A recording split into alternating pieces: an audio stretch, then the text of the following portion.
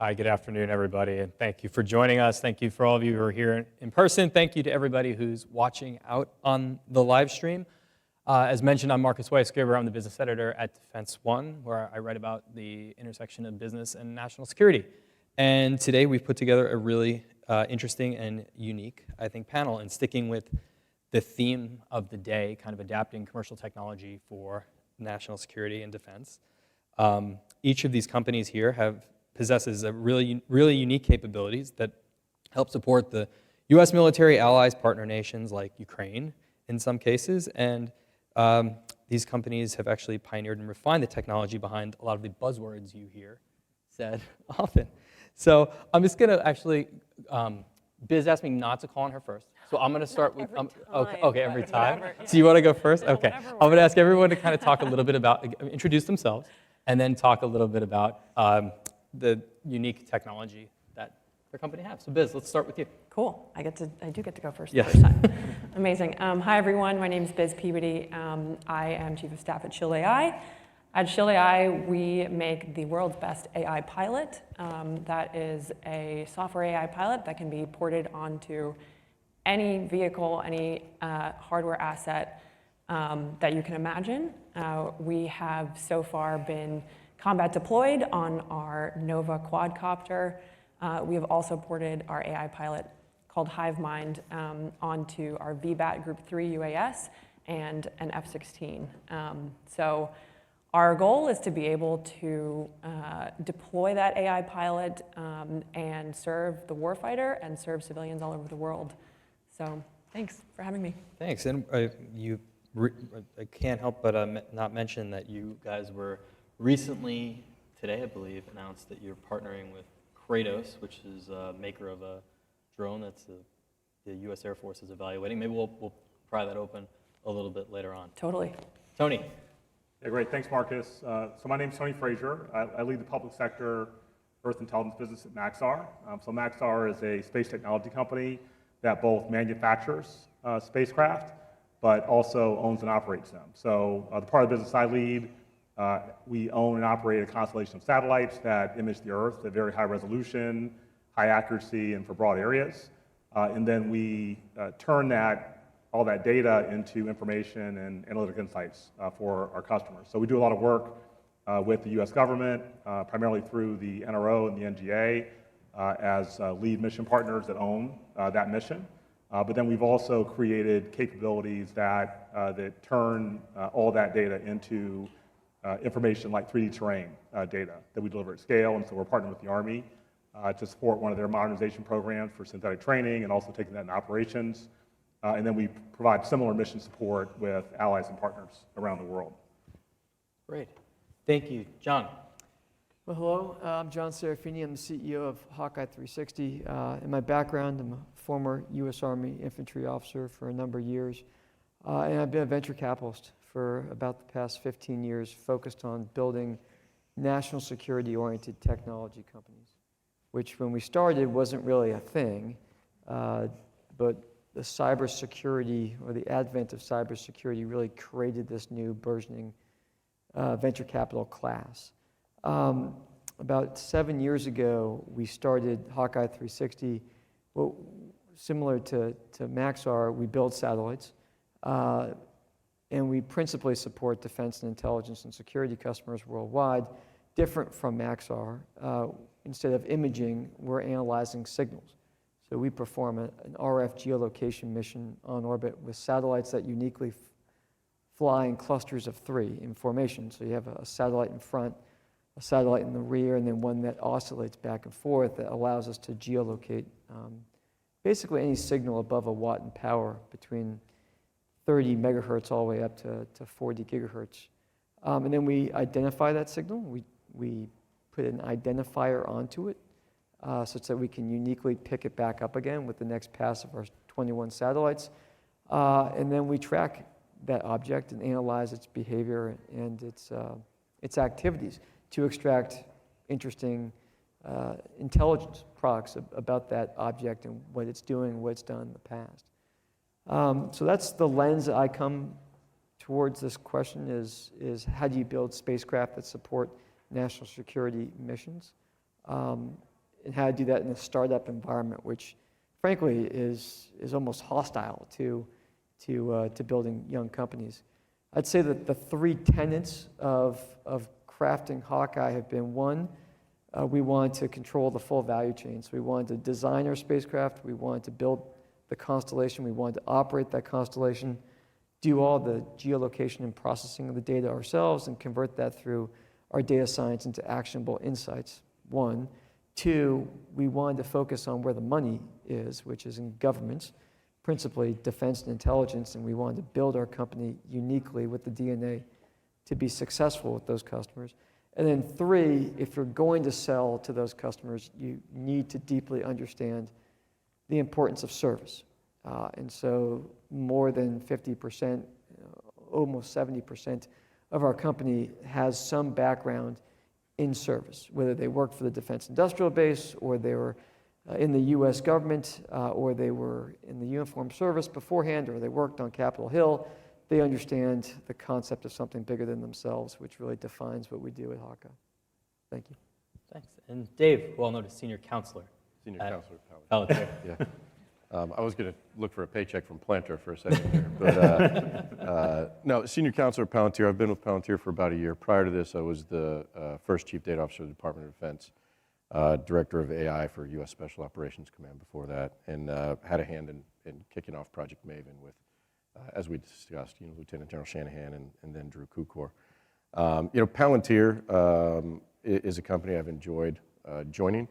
It's a world-class data management platform that allows both our national security sector and our growing commercial sector an opportunity to build trustable, testable, and repeatable data workflows. What I say, from the tactical edge in the battle space all the way to the boardroom in your business operations, that allow you to actually unlock the power of algorithmic warfare or algorithmic decision making, so that you can have a competitive edge over whoever your competitor is, whether it's a peer competitor, near peer competitor, or whether that competitor is in industry. We help you understand your data. We help you make your data better. We help you ensemble your data. We help you ensemble your models. Looking at Project Maven as an example, where we've integrated some of the companies on stage today and their technologies. Mm-hmm. We've integrated some of their models. We've integrated their data feeds, and we help you bring that decision advantage to wherever you are at Echelon. Well, let's actually just go from there. You mentioned Maven, and we could probably bring Tony into this part of the discussion too. Maybe Tony, talk a little to us about one, you guys build the satellites and you do the imagery.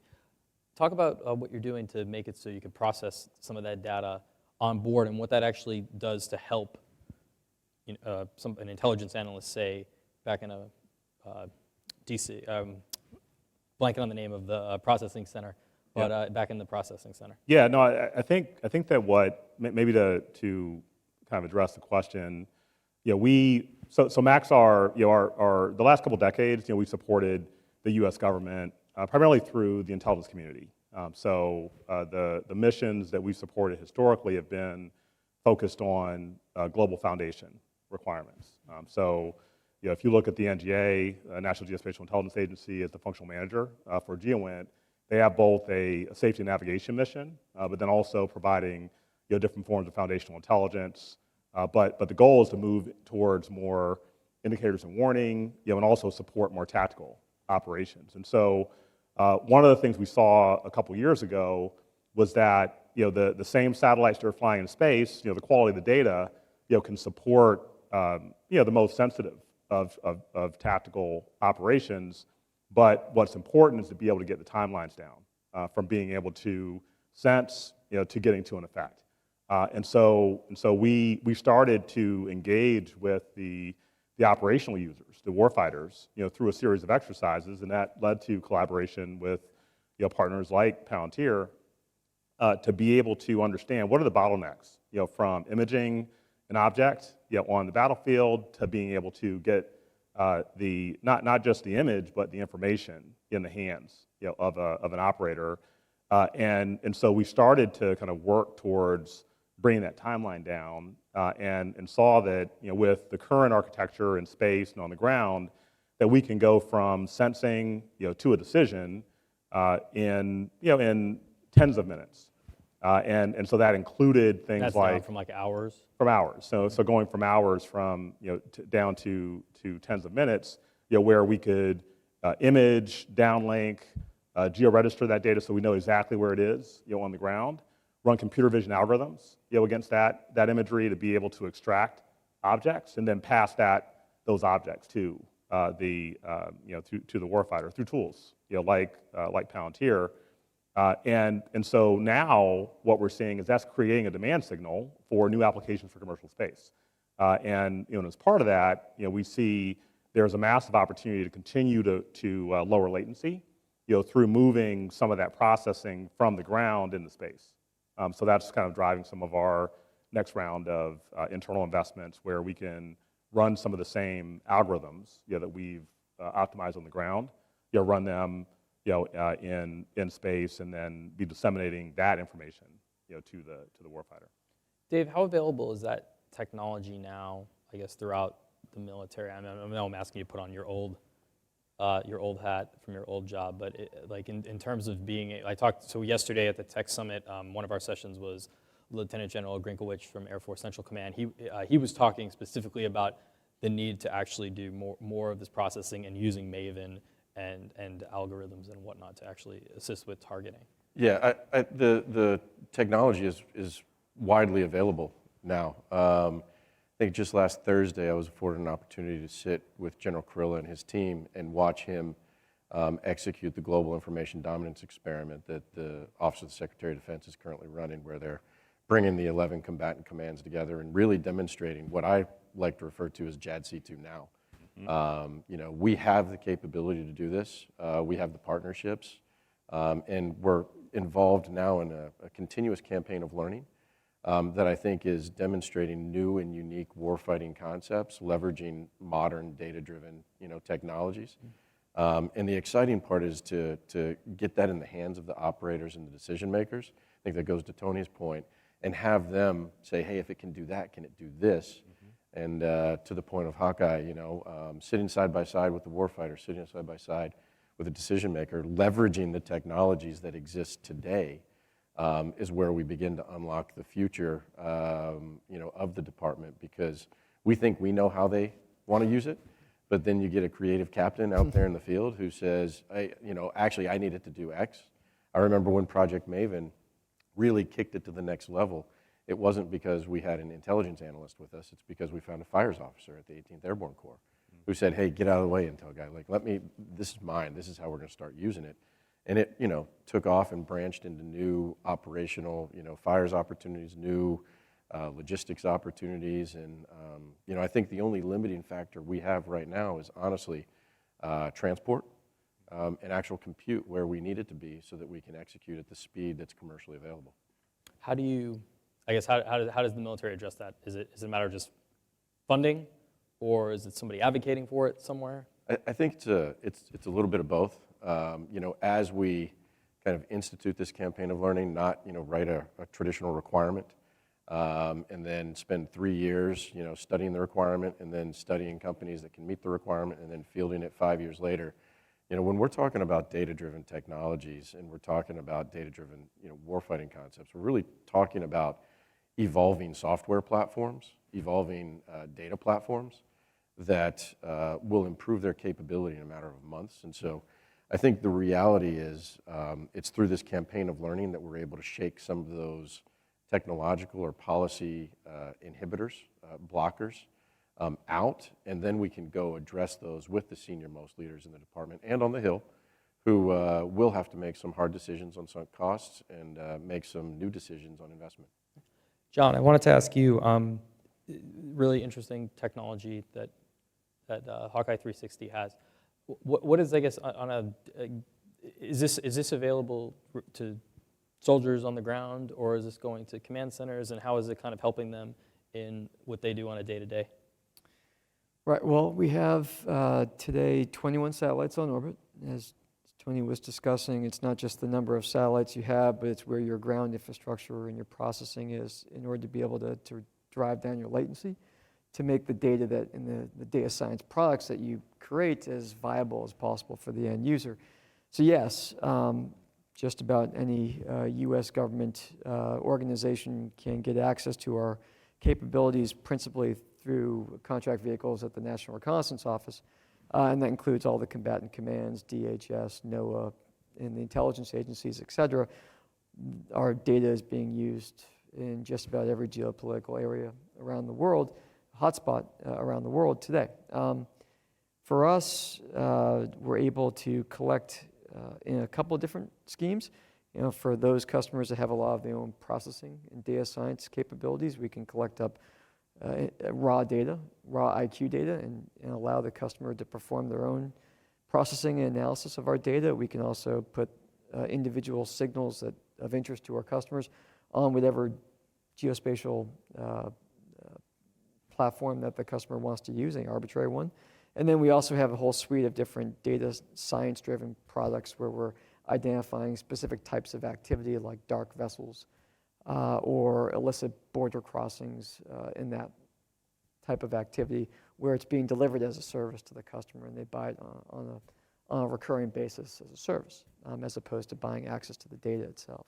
So all of those products are available to our customers both in the US government and importantly to our international partners as well. It is a controlled technology, so we are required to secure export licenses, and we have over 140 export licenses that enable us to sell to just about any customer overseas. Biz, I didn't call on you for a little bit. I'm ready. All right. I'm ready.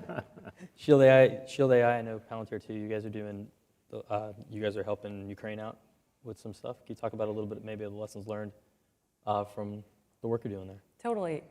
Yeah, I mean, I think, you know, can't talk about what exactly we do, but just the fact that we are in Ukraine and that I think you can pull from that lessons from what's going on with warfare these days, right? So, you know, I think I read something about, 10,000 drones got shot down last month. Mm-hmm. It's wild. Which is an insane number. So there's a lot that you can pull from that. You can say, well, okay, 10,000 drones, you have to replace those.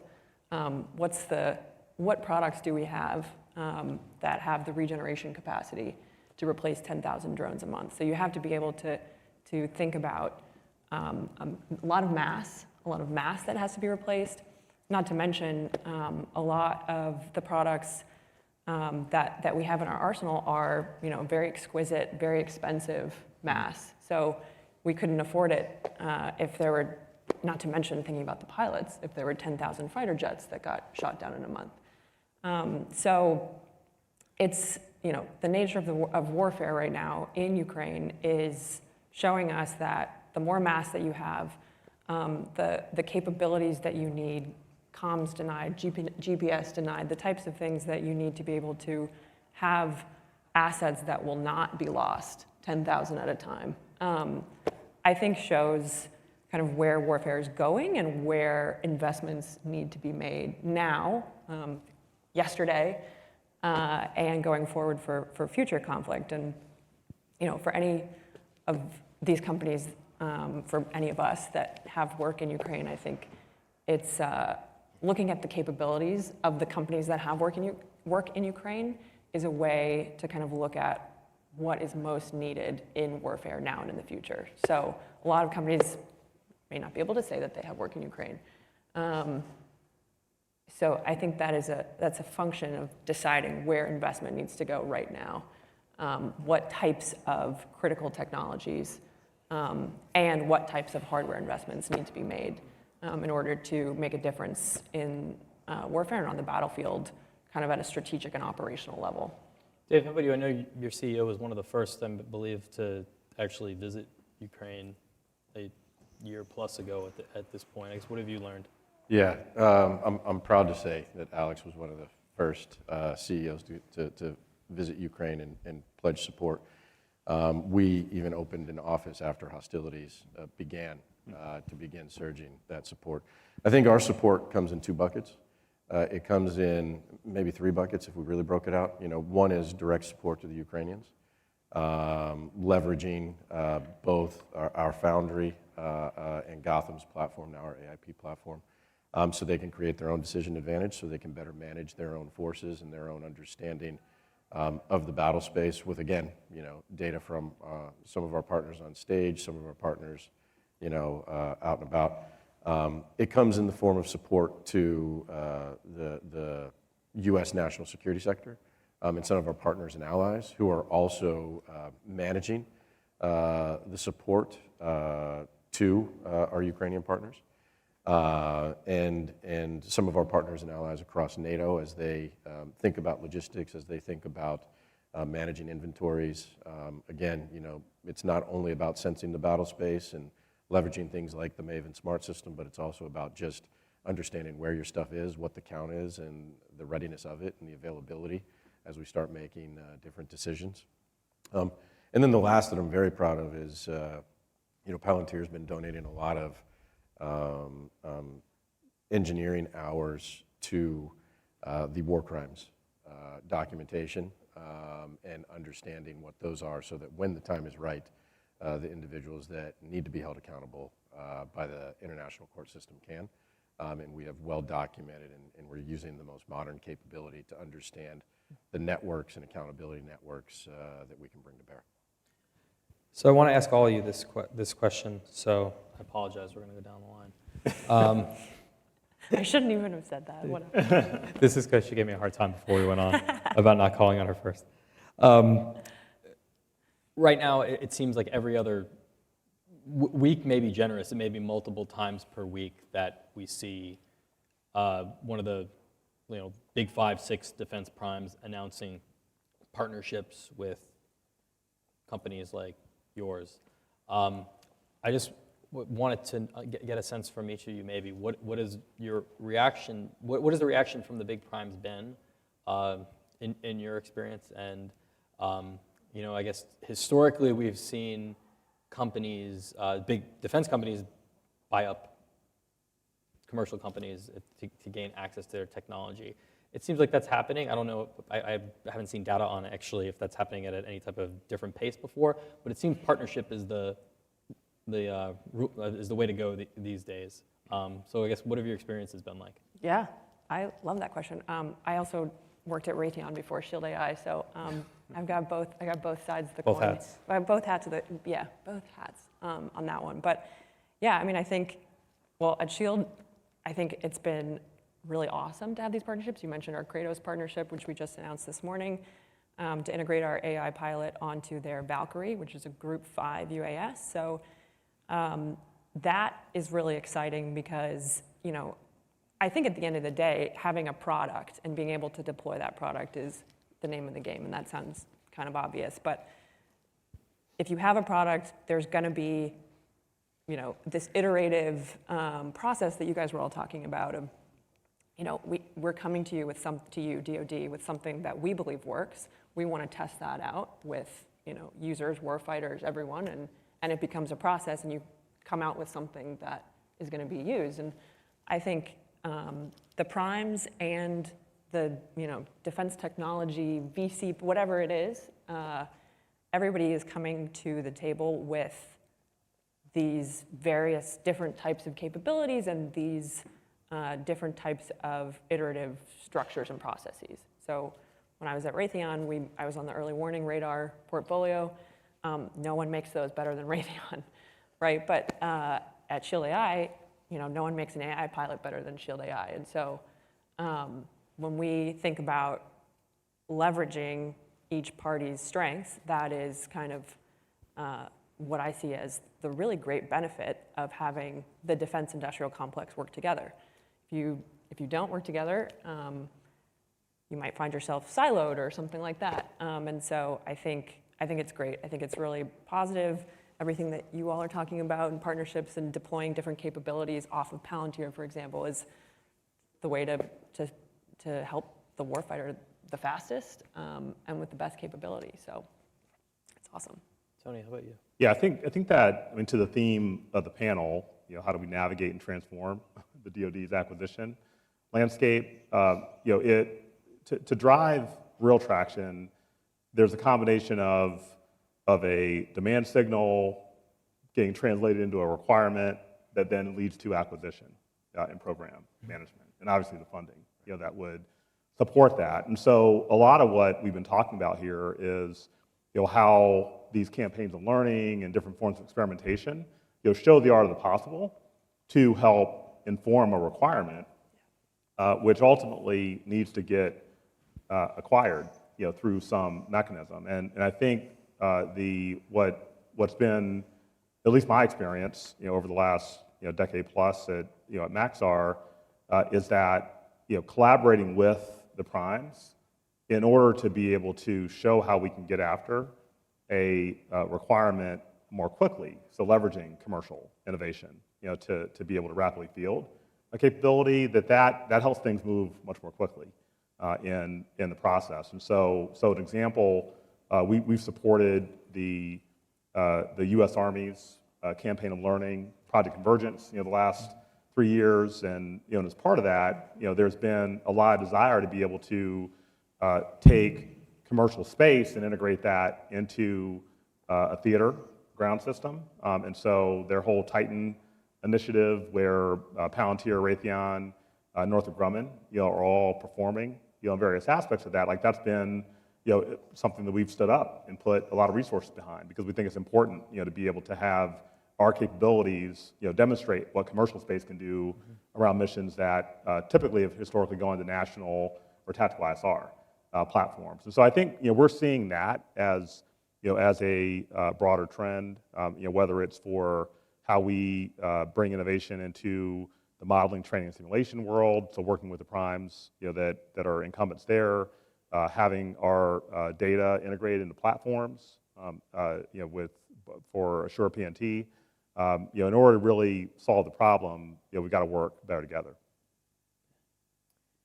Well, I'd start with the first principle that building startups is hard.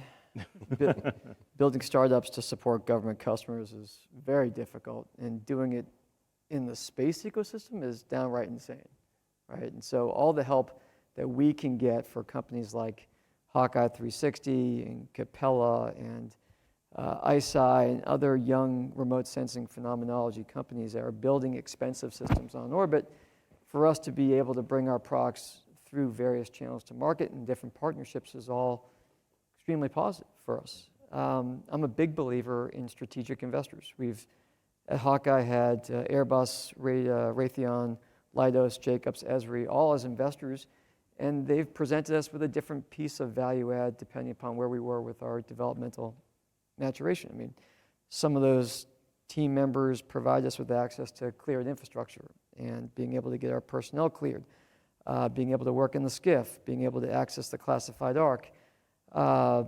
Others taught us how to advocate for ourselves on Capitol Hill, how to stand up an advisory board, how to build a PAC, how to engage with the White House. I mean, these are all skill sets that typical startup companies coming out of quote-unquote Silicon Valley don't wake up in the morning, roll out their garage with their dog and know how to do, right? So we found partnering with strategics to be very valuable. At the same time, strategics, like in the defense industrial base, they're accustomed to buying companies on the basis of EBITDA multiples, right? They know, hey, this is a 10x EBITDA, this is a 12x EBITDA. They don't tend to buy companies on the basis of technology. It's almost an anathema to them, to the kind of valuations that the tech community is or was used to before the latest change in the tech ecosystem. So acquisition by the defense industrial base, I think, is more challenging. But investment, particularly in the past, call it 4 years, where the defense industrial base has recognized there's a lot of value in having their own venture funds or partnering with great venture funds to get access to young innovation, that's all been very positive. Yeah, I think kind of dovetailing into it's hard, it's been fun joining Palantir and watching a senior leadership team that still has the muscle memory of how hard it is. And I think, as I said in the green room, maybe a little bit of scar tissue, to remind themselves that breaking into this space is not easy. And even when you do, it's a fight every day because there's various levels of prime There's, lumpy, annual revenues. There's all the things that make it hard to explain to investors, how we are making progress. I think the team at Palantir, and I've just been with it for the last year, but what I've enjoyed is the recognition that it is hard and finding those companies and ways to help them, navigate that process as John laid out. It's been pretty exciting. And I think the exciting part of that is you start to see more of it occurring now. I don't know what, Biz's thoughts or Tony's or John's are, but literally over the last year, I've seen more of the partnerships beginning to occur than I had previously sensed when I was in government. It feels like it's continuing to accelerate and pick up where we're starting to see some of that coming together. I think a portion of that is because the technology is now demanding that, because we also finally have data decrees that the DepSecDef signed out that said we're moving to an open data standard architecture.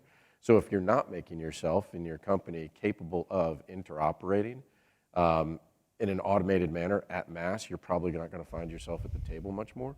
So I think there are some of the things that are beginning to set the stage for this, but I just get a sense that increasingly we're seeing companies both have a sense of urgency with a pacing threat, and also with an understanding that there are really, really awesome new capabilities that are being invented out there. And if they don't begin to partner and invest in those and bring them into the environment and help them, we might find ourselves with one or two less primes. I want to turn to the audience real quick, see if anybody in the audience has any questions. Hi, it's John Raviv with Capital One. Thanks, everyone, for being here. I think it's an interesting panel because you have companies of different vintages, if I may. Sorry, Tony, but I think you have the most years in your company. Digital Globe going back a while, right? Yep. But you do hear for kind of over almost the entirety of all your vintages that it's hard to do business, it's hard to do business, hard to do business. It surely hasn't been the same degree of hard during that entire period. So I'm wondering if, it doesn't be everyone, but just someone could just touch upon this idea that what has improved? Has it been something external among the industry where just industries figure out a way to partner more and that's better, or is there actually some real hard agencies and decisions that have been stood up that actually have made access a lot easier? So we always hear like what's going wrong, but what's been going right? If I could, I'll jump in and then pass quickly. I think one of the things is our congressional advocates, our senators and representatives and their staffs have really given the department a new and progressive kit bag on acquisition authorities.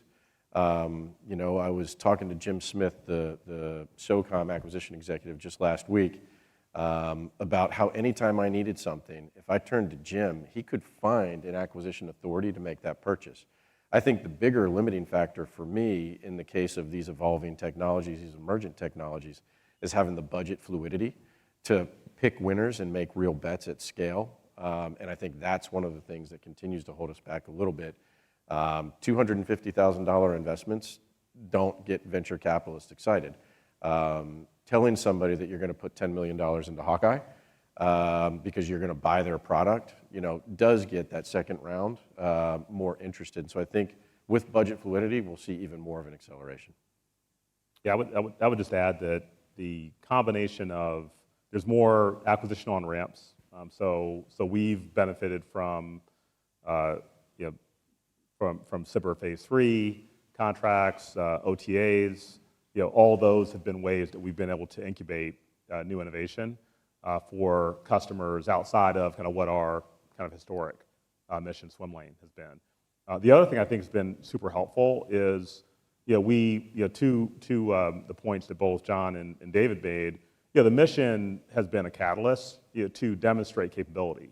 A comment I would make around collaboration. We have a contract with the NGA, National Geospatial Intelligence Agency, called Global Enhanced Joint Delivery. So we host and disseminate imagery out to hundreds of thousands of users across the community. And that system had historically been electro-optical only.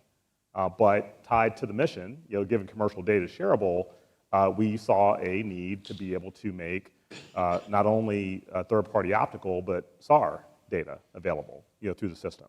And so being able to quickly pivot and within months, going from an idea to deployed operation, help more mission partners benefit from the data, which then created the demand signal to then scale those contracts. And so I think that's another real success story that I wanted to highlight. I'd point out that I think the U.S. government writ large has gotten very good at early stage research, development, testing, evaluation engagements through DIU and InQtel and SBIRs. There's plenty of programs out there like SoftWorks and AFWorks, but sometimes they're doing RDT&E projects for the sake of RDT&E projects. They're not doing them for the sake of actually bringing it through the contracting process to deliver a fully vetted and fielded capability to better the warfighter on the behalf of the taxpayer. And young companies seeking desperately access to revenue to showcase validation for investors are getting drunk on moving from a TRL 3 to TRL 4 RDT&E engagement with InQtel, and then they move to it with DIU, and they jump onto an SBIR, maybe goes to SBIR phase 2, but they're not building fully productized, tested, and ready to go products that can go out to the warfighter and support the analyst.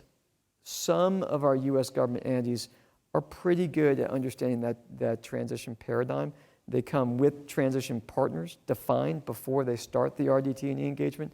They come with transition money earmarked and ready for once that technology does successfully scale. And that paradigm of how we build programs of record before we even start the early stage research projects, if we can replicate that further throughout the U.S. government, the taxpayer and the warfighter and the analyst will be better off.